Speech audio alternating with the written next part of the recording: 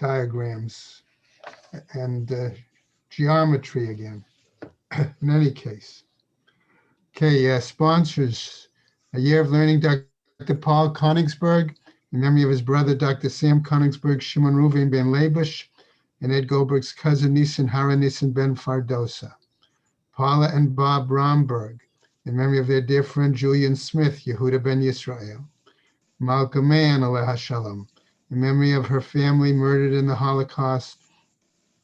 Harav Tzvi Hirsch ben Shlomo Yaakov, Sarah bat Ephraim, Yisrael David ben Harav Tzvi Hirsch, Ephraim ben Harav Tzvi Hirsch, Adia bas Harav Tzvi Hirsch, Miriam bas Harav Tzvi Hirsch, Pesel bat Harav Tzvi Hirsch, Shalom ben Harav Tzvi Hirsch, Shlomo Yaakov ben Harav Tzvi Hirsch, Shmuel ben Harav Tzvi Hirsch.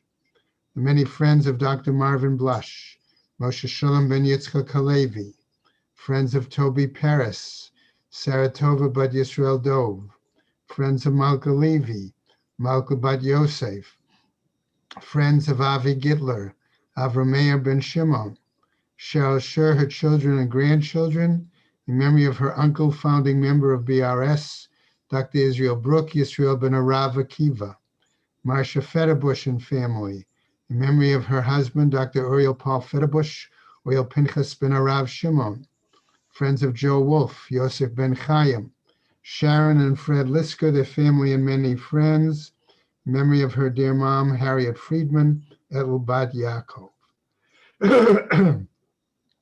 A Month of Learning by Jill and Perry Meltzer, in memory of her father, Yaakov ben Yosef, by B. Pizer, in memory of her mother, Razel Bat Shammai, and her stepfather, Avram Michal ben Shmuel Halevi, by Josh and Carol Sanborn, in memory of his mother, Chiena Bas Aryeh Leib, and his father, Shmuel Aryeh ben Baruch, by Mel and Haran Haller, in memory of his mother, Fega Bas Yaakov, by Andrea and David Dolney, in memory of her mother, Edelcina Bat Shimshon, by the Friends of Bella Silverstein, in memory of Bela Bat Yaakov.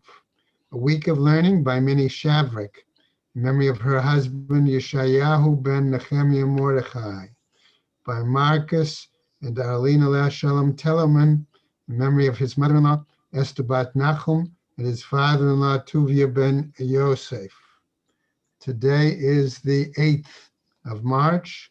We have a Day of Learning plus Torah Fund, sponsored by Toby and Gary Greenstein, in memory of their son, Yosef Menachem ben Gershon, by Herb and a Day of Learning by Herb and Judy Jeremias, in memory of his father, Zev ben Chaim, by Deborah and David Farber, in memory of her mother, Sarah bat Aharon Alevi.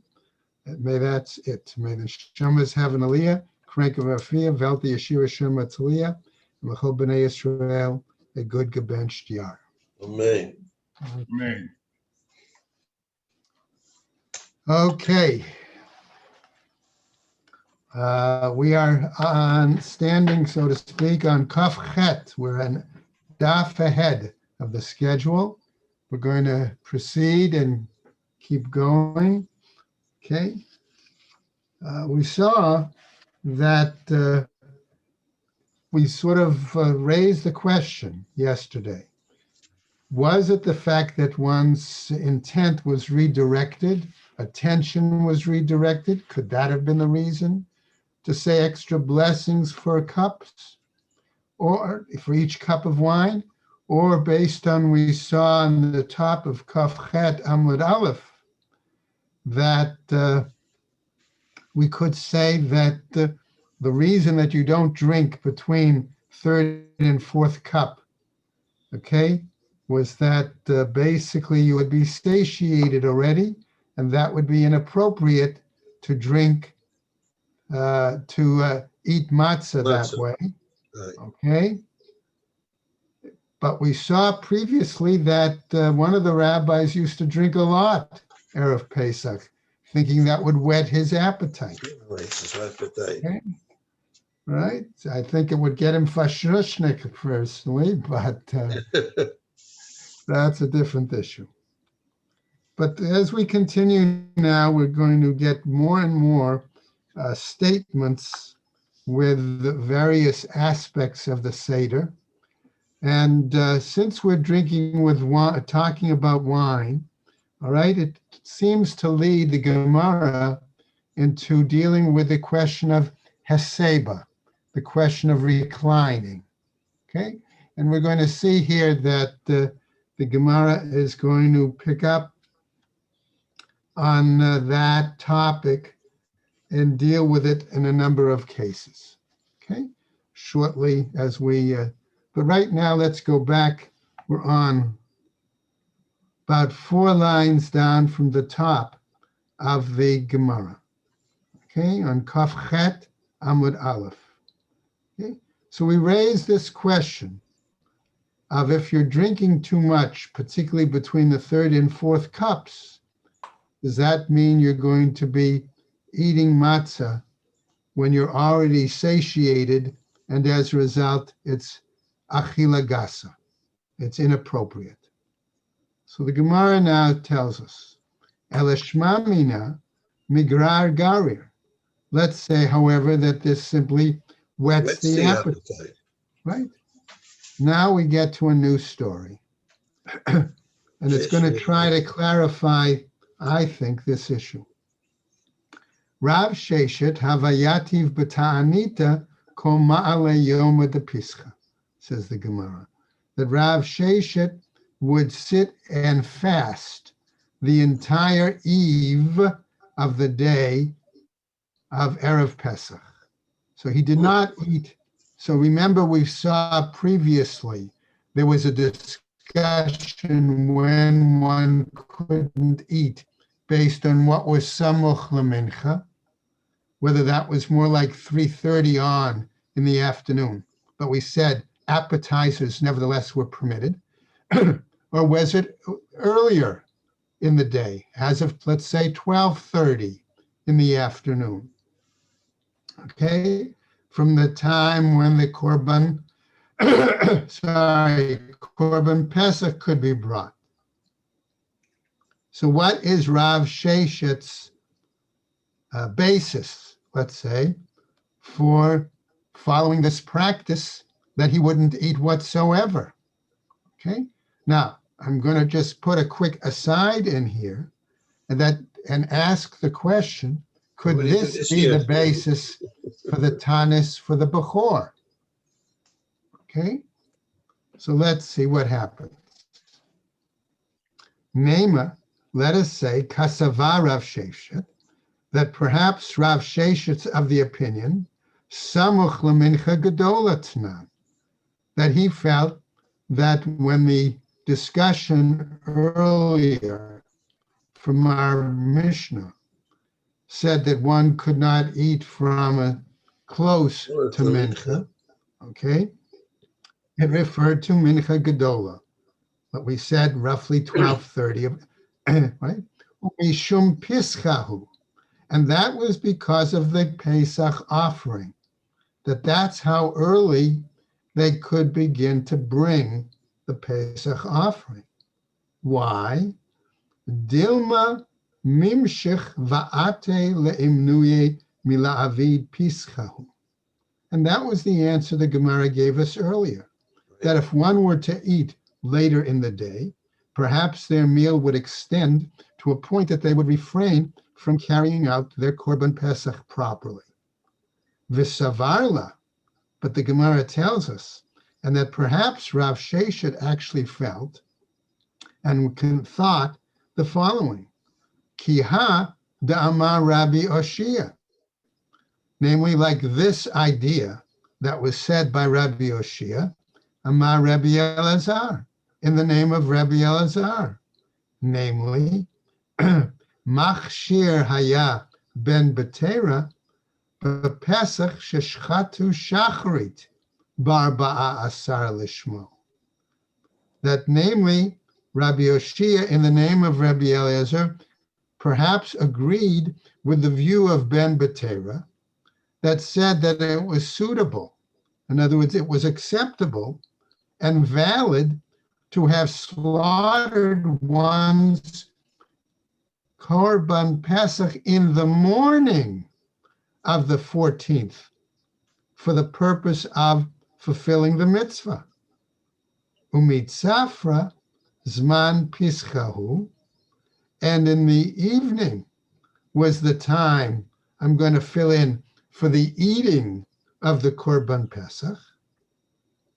The chuli yoma chaze lepischa, that the entire day then was suitable for the offering. In other words, the slaughter and the sprinkling of the blood of the Korban Pesach. Disavar, why? Because Ben Betera apparently was of the following opinion, namely, when the pasuk says that Korban Pesach should be brought bein ha'arbayim, he did not understand it as, let's say, afternoon, but rather bein erev de etmol le'erev de ha'idna, from the evening of the day before through the evening of that night.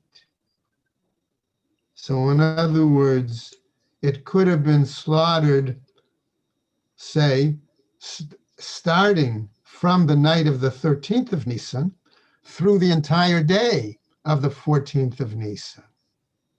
Hence, if you slaughtered it in the morning, and we saw earlier that the argument of Samuch Lemincha Gedola was lest you refrain from doing it and you should stop eating when the animal is slaughtered, it would make sense then to understand what, if that was Rav Sheshet's line of thinking.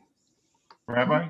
Yes. I'm having some trouble with the time concepts in general, because the concept of slaughtering an animal and what's involved in the slaughter and the preparation, the cleaning and the salting and the draining, and then the preparing to cook, and then the cooking of it. How do you do that in a matter of hours? I don't understand how this is possible in any manner. Good question, Steve. One answer I might give you was the fact that the Gemara has been telling us Kohanim Zrizim, that the Kohanim are quick. In other words, they were all hands on deck when it came to Korban Pesach, and that all the Kohanim, instead of, the various, let's say, groups, 1 or 2 groups per week, they were all busy doing it, okay? Whether it was getting the animal, slaughtering it, getting the blood. Once that was done, okay, I believe after that point, the animal then, okay, whether they skinned it or not in the Azara, that's a question that I have. It could have been that once it was slaughtered and the blood sprinkled, it then went right back to the owner or whoever represented the group. And then they took it back home, prepared it, and remember, then they would roast it. Okay? So once you clean the animal, okay, you just put a spit into it, and then you, right? Okay, so that could have been a possible answer, right? So the Gemara is going to, however, tell us, don't think at this point that this was Rav Sheshet's reasoning for fasting all day. Tells us Amre. So they tell us, lo, that wasn't his reasoning. Namely, Shani Rav Sheshet, the Easternis Hava, that Rav Sheshet was a very, you want to call him sickly, frail person, an Easternis, right? Namely, De'i ta'im betzafra midi, that if he ate something, right, at morning, la'orta, at night, lo have mahani le michla, then he would no longer be able to eat. So his reasoning for the fasting on the entire eve of Pesach was not to follow the practice of Ben Batera, but because of his own physical frailty. Okay. Now we stop that discussion and get to a new topic, citing from our Mishnah again. Va'afilu ani Yisrael lo yachal ad sheyesev. That even the poorest person, okay, should not eat until they are able to recline. Okay? So as I suggested, we're now going to deal with the question of at what point do we need to recline and who needs to recline? Okay? Itmar. About this, it was said as follows. Matzah tzarich heseba, that the eating of the matzah does require reclining. Next, maror ein tzarich heseba, that the eating of the maror does not require reclining. Yayin, regarding the wine, drinking of wine, itmar mishmei de Rav Nachman tzrich heseba, that drinking the 4 cups, according to Rav Nachman, requires reclining. Ve'itmar mishmei de Rav Nachman, and it was also said in the name of Rav Nachman, ein sarich heseba, that drinking the 4 cups does not require reclining. Velo pligi, and we don't have to see an argument here. Why? Ha betarte kase kamai. Here, in one case, we're talking about the first 2 cups. Ha betarte kase batrai. And here we're talking about the last 2 cups. Okay? So according to this lashon, okay, first 2 cups you would need to recline. Last 2 cups don't need. Amre la lahai gisa. But there are some who say it in this version, va'amre la lahai gisa. And there are some who say it in the following side, the following version. Amre la lahai gisa. Those who say it in this version, namely, tre kase kamai, the first 2 cups, ba'u haseba. They require reclining. Dahashta hudika mitchila la cherut. Because here at the beginning, all right, is where we declare our freedom. Tre kase batrai lo bai haseba. The second 2 cups don't require reclining. Maida hava hava. Because what was. Okay? He's already said, he's already now.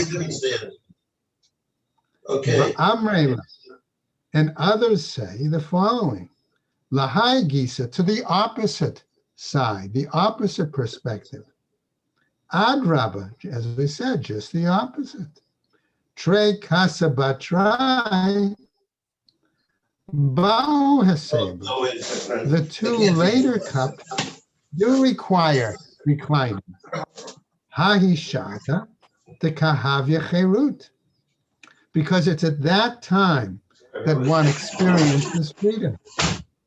Re kasa kamai, the first 2 cups, lo bai haseba, those don't require reclining. Why? Da'akati avadim hayinu ka'amar. Because one had been saying that we were still slaves, and a slave does not recline. And as a result, that's the opposite view. So the Gemara continues. Right? Hashta, the itmar hachi, the itmar hachi.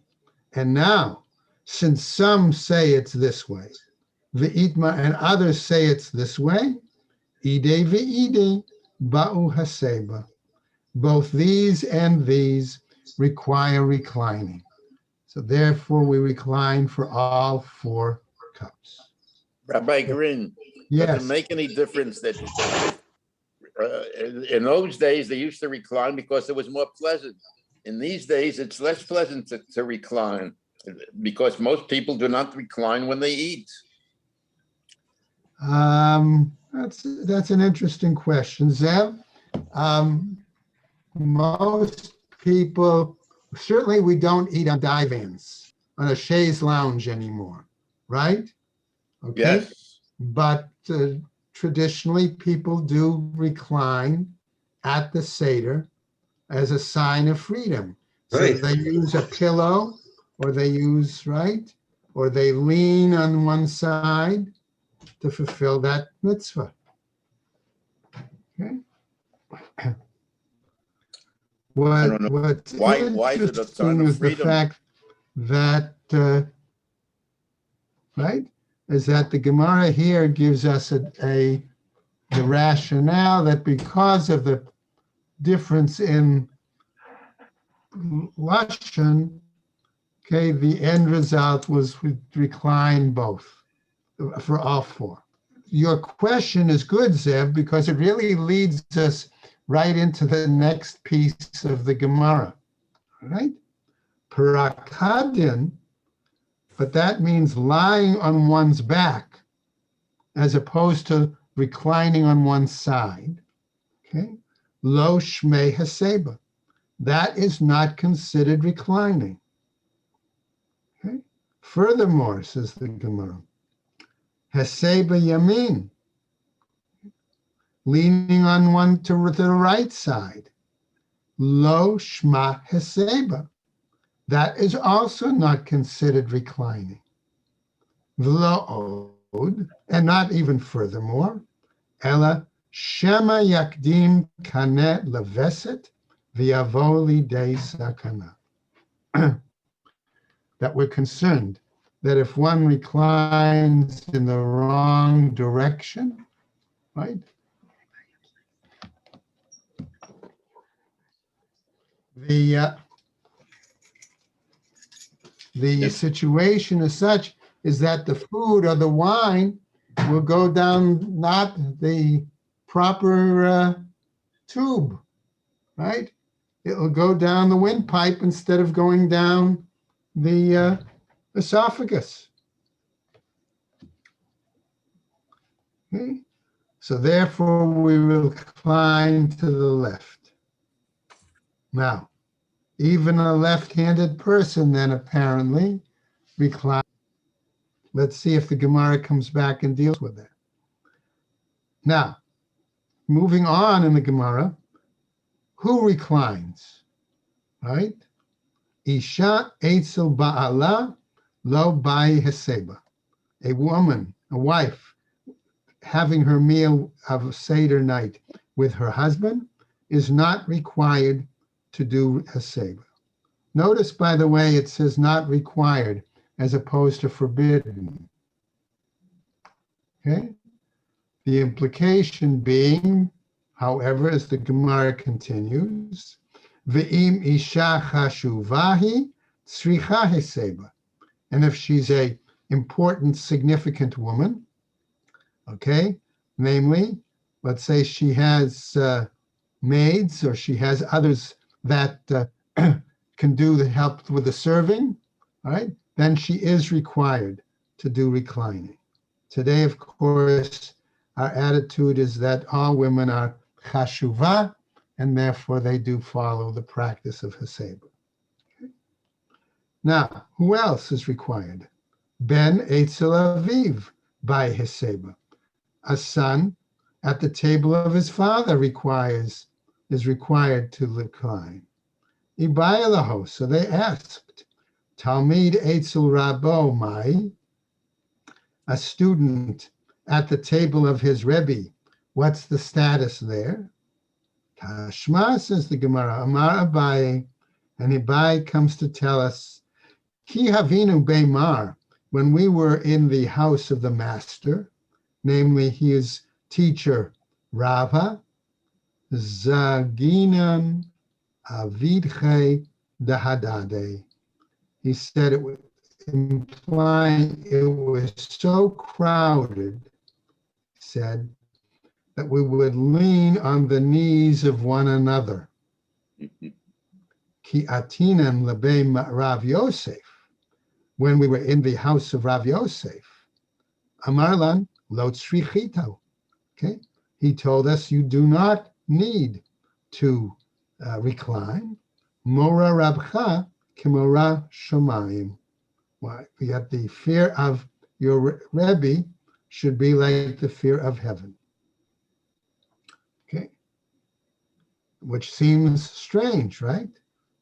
One would think that if one should have the fear of their teacher like the fear of heaven, okay, they should recline. But remember, reclining is a sign of freedom. And therefore, he tells them you do not have to recline because you should have, that way you're showing respect for your Rebbe.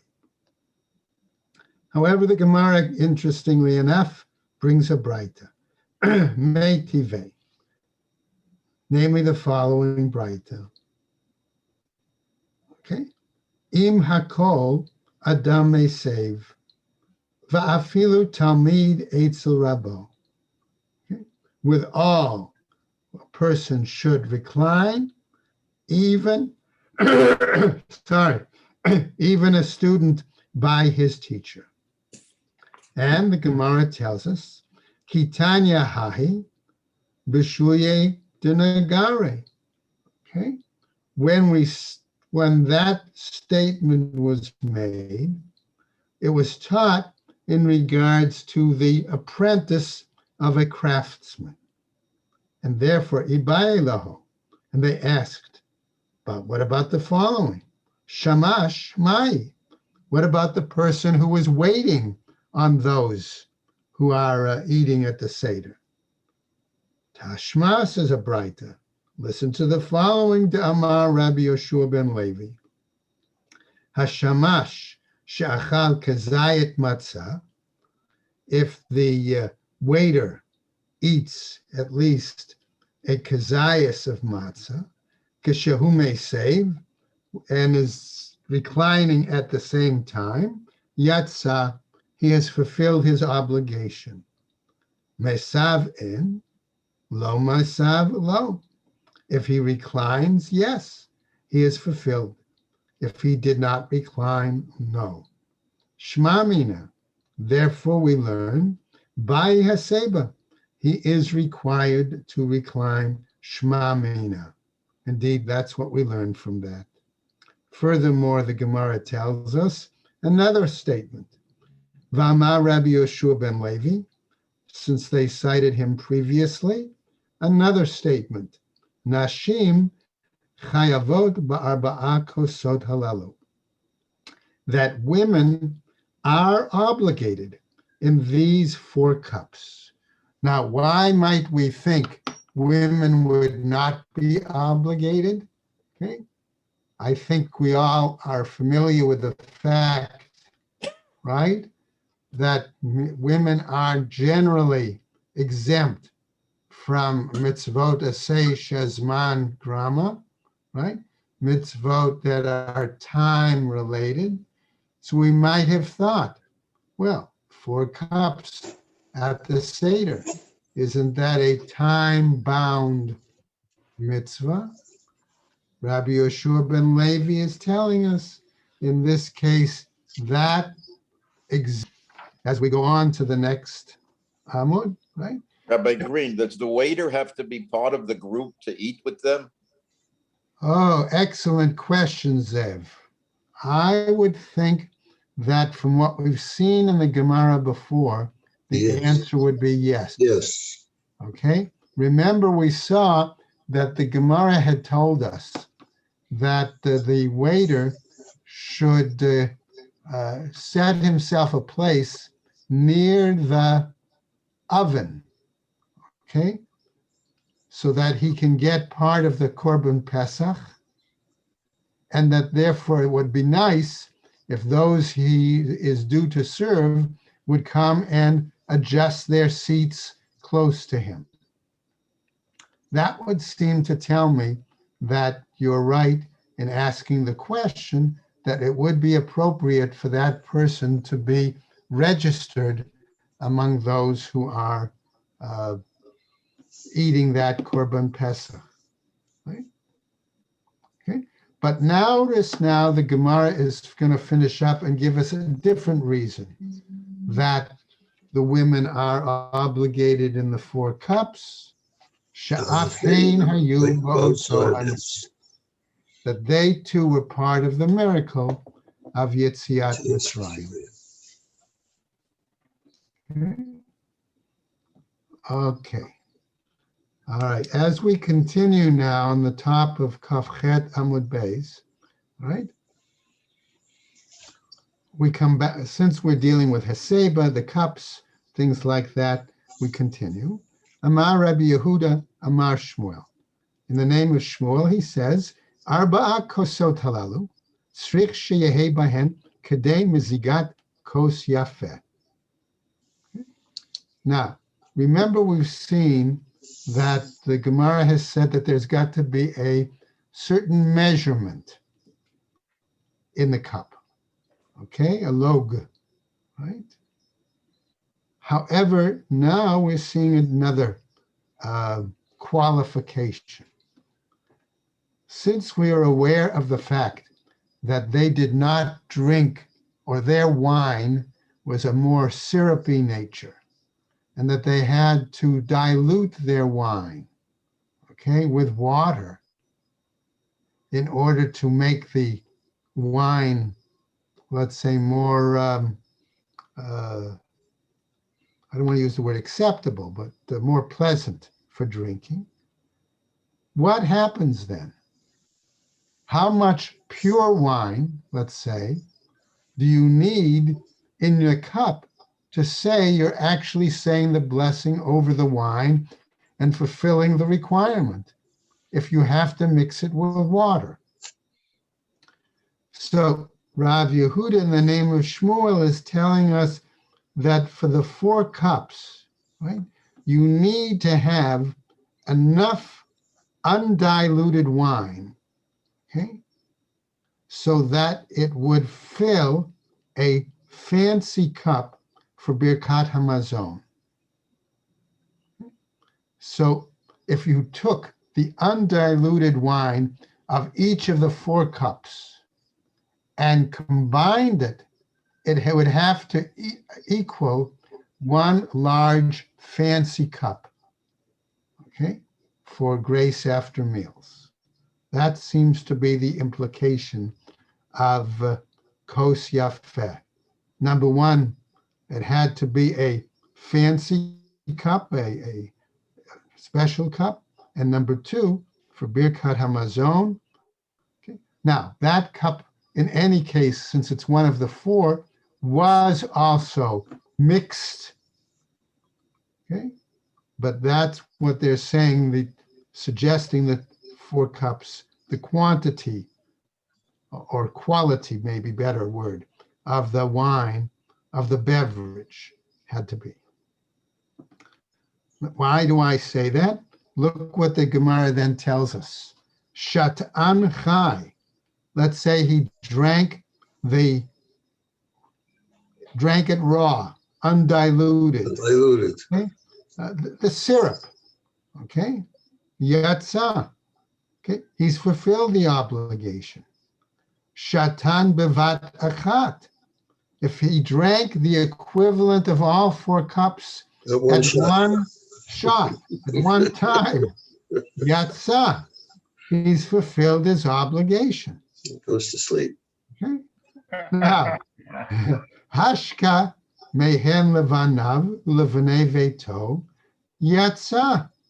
If he took from this large fancy cup, okay, and poured it around to other family members and shared it with them, and they drank, yatsa, fulfilled the obligation. Now the Gemara comes back and wants to clarify. Shat'ancha yatsa. We say that if he drank the undiluted wine, fulfilled the obligation. Amar Rava, says Rava, yedei yayin yatsa, yedei cherut lo yatsa. that sure, he would fulfill the requirement of drinking the wine, but he wouldn't fulfill the requirement of appreciating and experiencing the validity of freedom.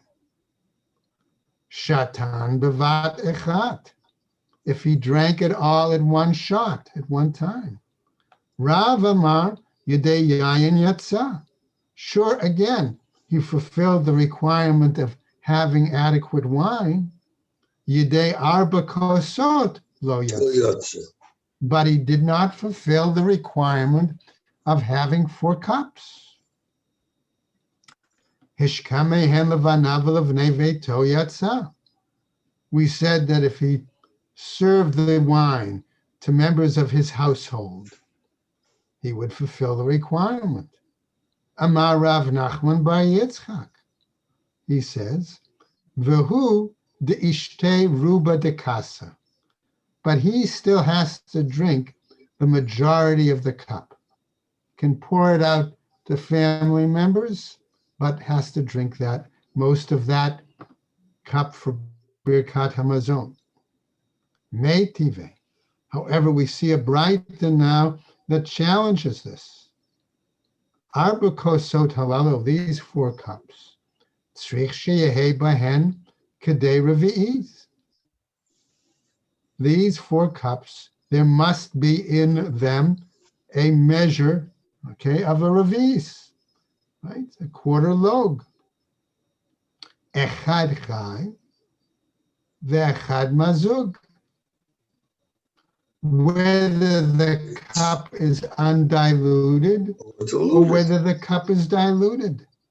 Echad chadash, ve'echad yashan. Whether the wine in the cup is new wine or whether the wine in the cup is old wine. That's what the Breita seems to be saying. Rabbi Yehuda Omer says, Tzrich sheyehe bo ta'am umar'eh yayin. Okay, that it must have the appearance and the taste of wine. So in other words, if they're mixing, right?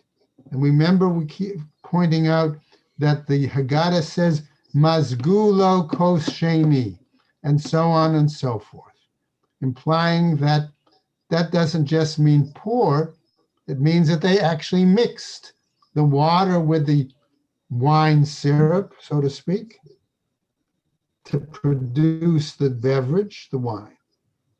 But it still must have the look and the taste of wine. Katani mihat, says the Mishnah.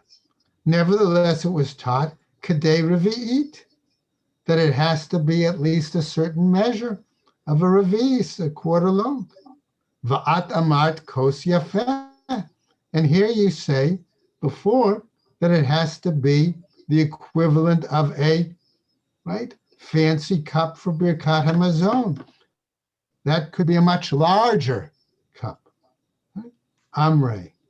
Let's say the following. Edi v'edi chad shi'uru.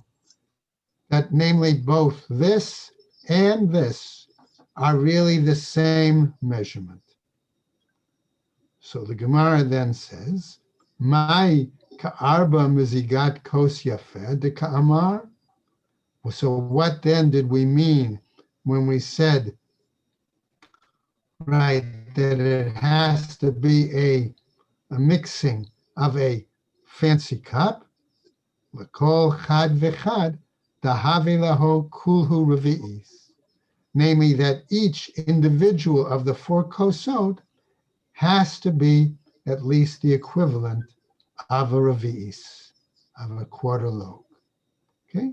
Which would basically tell us, okay, it seems to then imply, right, when Rav Yehuda Omer tzrich sheyehe bo tam umareh, when he adds that point that it has to have the appearance and the taste of wine, okay, namely that it has to be a mixture of preferably 1/4 wine to 3/4 water, okay, but it has to equal 1 log in total. Now, Amar Rava, says Rava, My Tama the Rebbe Yehuda, what's his reasoning? Dichtiv, why? Because he cites a pasuk, Altera Yayin Kiyit Adam. Don't fear, don't be concerned about the wine, so long as it looks red. So it's for this reason, by the way, that some people are more makpid on using red wine Red at the wine. Seder. Okay? Or even a pink wine. I know of people that start with a strong red wine, then they go to another lesser red, and then to so on and so forth. Okay. Tanu Rabbanan, says our new Braita, the following. Hakol chayavin ba'arba kosot halalu. All are obligated with these 4 cups. Echad hanashim, ve'echad nashim, ve'echad tinakot. One applies, the same applies to men, the same applies to women, and the same applies, let's use the word children. Okay? Infants doesn't, I don't think that works here. Amar Rabbi Yehuda. And he asks, says Rabbi Yehuda, V'chimat to'elet yesh latinakot b'yayin? What is the advantage of serving children wine? Okay, and we'll just go over a tiny bit to the top of Kaftet. Ela michalkim lahen klayot ve'egozvim be'erev Pesach. But rather, he says, we distribute to children roasted grain and nuts on the eve of Pesach, kadei shelo yishnu v'yishalu, so that they won't fall asleep And they'll be they able will to ask questions. ask questions. So in other words, it's perfectly acceptable at the night of the Seder to serve dessert first. Okay. All right? And when people ask, why are you serving dessert first? Because Rabbi Green said it's good. That you're getting them on the right. All right. Okay, everybody, we'll stop there. Okay, and we'll pick up tomorrow.